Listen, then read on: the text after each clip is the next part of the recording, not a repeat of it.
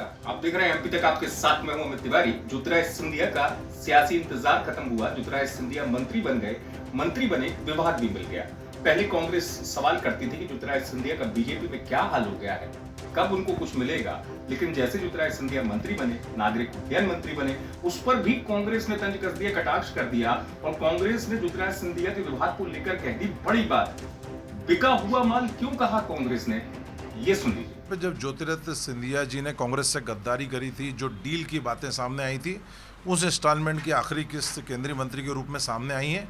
और जिस दिन से उन्हें नागरिक उड्डयन मंत्रालय मिला, जब से सोशल मीडिया पे यह एक टेकलाइन चल रही है कि बिके हुए को बिका हुआ माल मिला। क्योंकि अब एयर इंडिया की स्थिति सब जान रहे हैं कि किस प्रकार घाटे में चल रही, कर्ज के दलदल में धंसी हुई है, किस प्रकार वो अपनी संपत्तियों को नीलाम कर रही है और पूरी तरह से एयर इंडिया घाटे में, नागरिक उड्डयन मंत्रालय में काम करने को नहीं। तो सोशल मीडिया पे लोग इस तरह की बातें लिख रहे हैं कि बिके हुए को बिका हुआ काम मिला। सुना आपने, कांग्रेस ने बिका हुआ माल कहा। अब इस पर बीजेपी की तरफ से भी पलटवार आया। चिकित्सा शिक्षा मंत्री विश्वास सारंग ने कांग्रेस को कुछ इस अंदाज में जवाब दिया। देखो, ज्योतिरादित्य सिंधिया जी ने कांग्रेस की दलाली की दुकान बंद करा दी। कांग्रेस के शटर गिर गए और शटर गिराने का काम किया ज्योतिरादित्य सिंधिया जी ने। इसलिए कांग्रेसियों के पेट में दर्द हो रहा है। 15 महीने की दलाली की सरकार, 15 महीने की भ्रष्टाचार की सरकार, 15 महीने की कांग्रेस की वो सरकार जिसने केवल अत्याचार, अनाचार और भ्रष्टाचार किया, उसमें आखिरी कील ठोकने का काम किया ज्योतिरादित्य सिंधिया जी ने। उन्होंने उन मुद्दों पर कांग्रेस छोड़ी जिसके लिए सही मायने में किसी भी व्यक्ति को कांग्रेस में नहीं रहना चाहिए।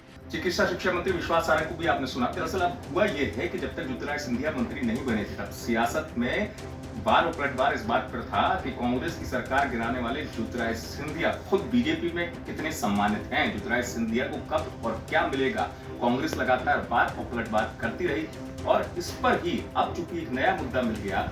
ज्योतिरादित्य सिंधिया को आपको पता है नागरिक उड्डयन मंत्रालय मिला है। एक दौर में उनके पिता मदनराव सिंधिया भी यही मंत्रालय संभालते थे। लेकिन चूंकि एयर इंडिया की हालत किसी से छुपी है नहीं, तो उस स्थिति में कांग्रेस को मौका मिल गया विभाग में भी वार करने का ज्योतिरादित्य सिंधिया के ऊपर।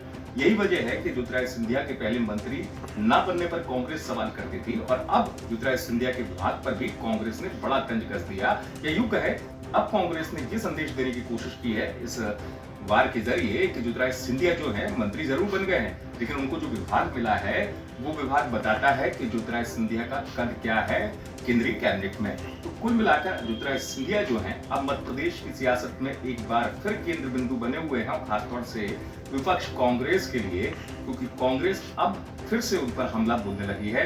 पहले मंत्री नहीं बने थे तब भी कांग्रेस आक्रामक थी ज्योतिरादित्य सिंधिया को लेकर। अब मंत्री बने हैं तो कांग्रेस ने विभाग को लेकर ही तंज कस दिया और इस बहाने के नागरिक उड्डयन मंत्री बने हैं, ये भी कह दिया कि ज्योतिरादित्य सिंधिया जो हैं उनके विभाग से पता चलता है कि क्या स्थिति है उनकी।